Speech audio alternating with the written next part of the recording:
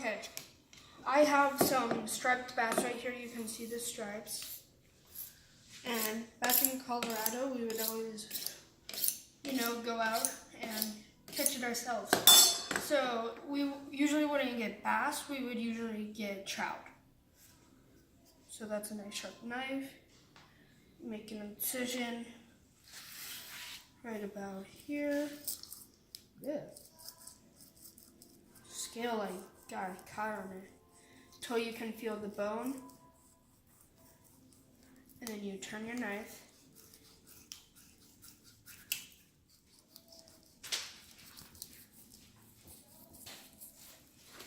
And then you run it all the way back to here. Ooh, I missed a little bit of meat, but there's a nice big piece of fillet. And I can set that aside. You know what you do. Usually I have a board that clips on, but right now I don't, so I'm gonna have to. Ew, so many scales. It's a very scaly fish. Just kind of. And then you make an incision right there, and then you run your knife all the way across the skin of the fish. You know you're against the skin because, can you hear that?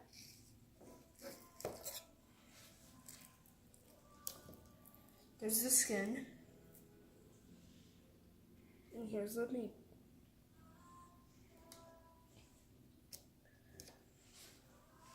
So you want to feel for if you have any bones in there. There's just a couple right about there. So you want to make sure there's no bones. That's just a bloodline. There's nothing that bad in that. There's a little bit of bones right there that I can just kind of skin off.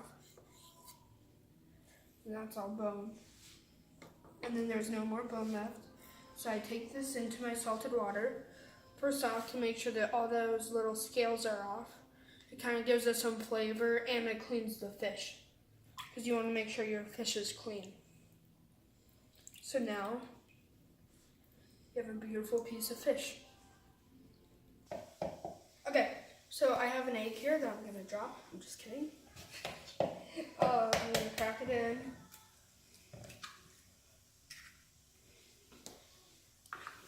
The whiskers in there. And then I'm going to whisk it up. So over here I'm gonna light.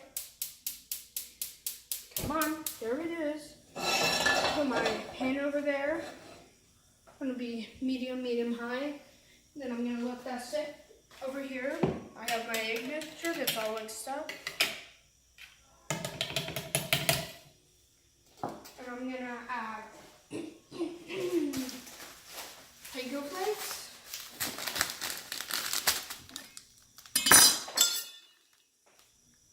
Yeah.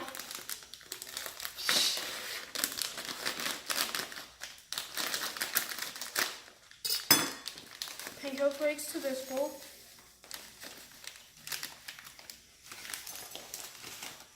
And then some Old Bay seasoning. Wrong side. I can open it, then I'll put it in. Just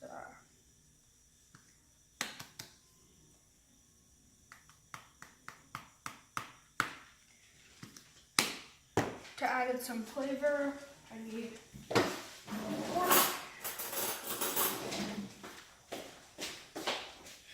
Then just kind of stir it all up. Maybe add a little more seasoning. Just to make sure it gets that nice, rich flavor.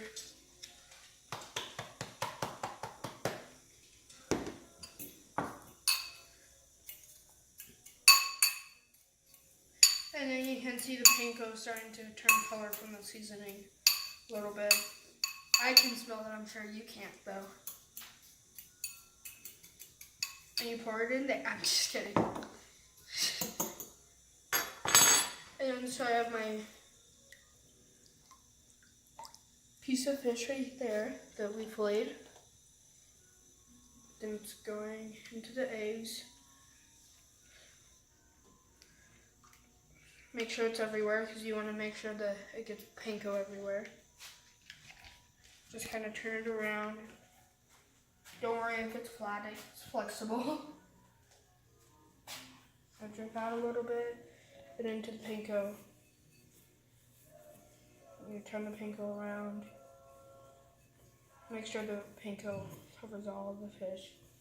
You can use your hands, point of hands. Are your hands clean? Yes, of course they are. That would be stupid if they weren't. And very. So I have my fish right here. The last couple of adjustments to the panko.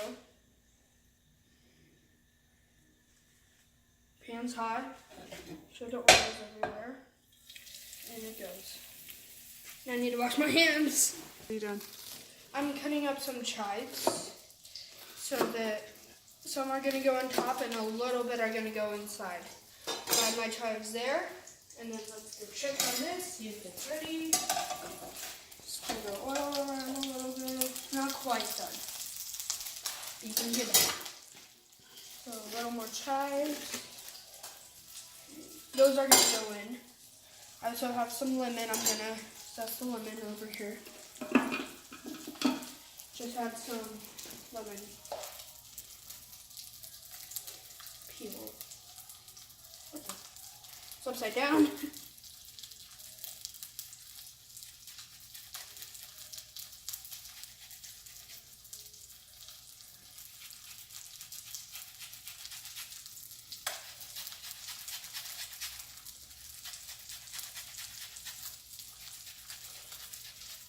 Okay, it sounds like that's ready to cook. Check it. Yep, it's ready. Flip it over. You can see it has that nice, beautiful brown on it.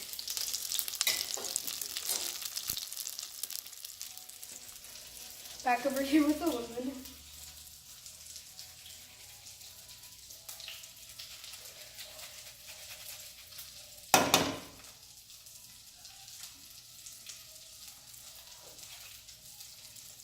I just thought that hasn't been too wet yet.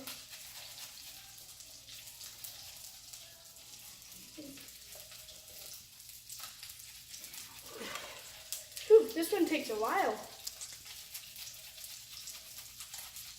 Okay, that's probably good enough. Some of the chives can go inside of it. Got a little stir. As you see, all the broth has just been absorbed by the quinoa.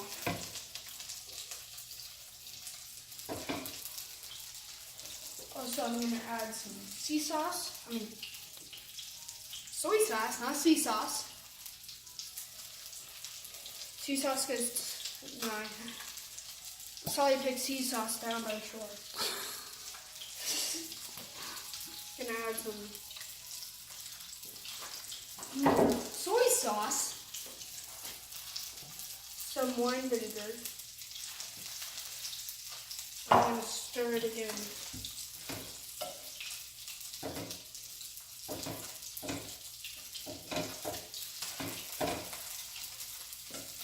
The mushrooms are going in too.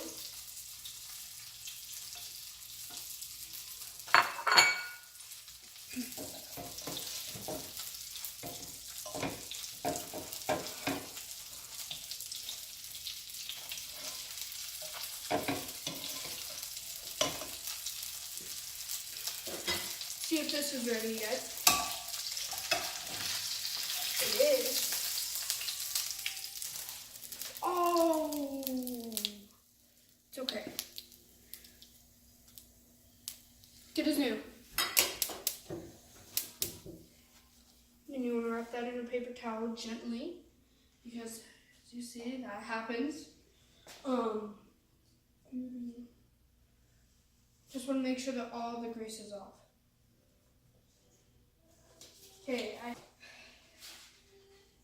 Okay, so I have some thyme here.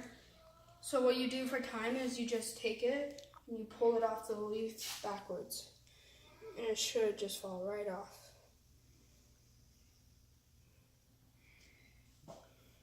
These big, luscious ones that have a lot of the leaves are easier to do. You might not be able to get all of them off, but you can get most of them off. And you just pull them off. And thyme has a really good flavor for something like this. I like to use thyme and quinoa and fish because it just gives us a more extra flavor.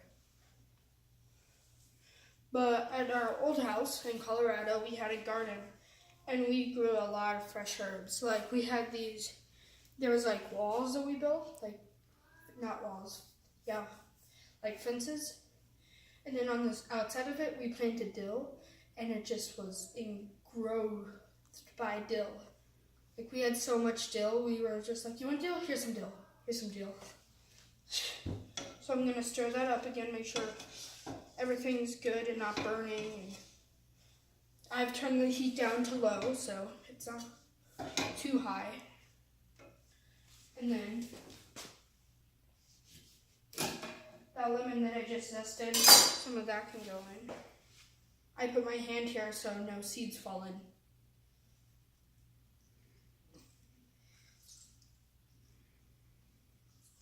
See, I just felt a seed in my hand. So I can go over to the trash. So I have my spoon right here and I'm gonna taste it.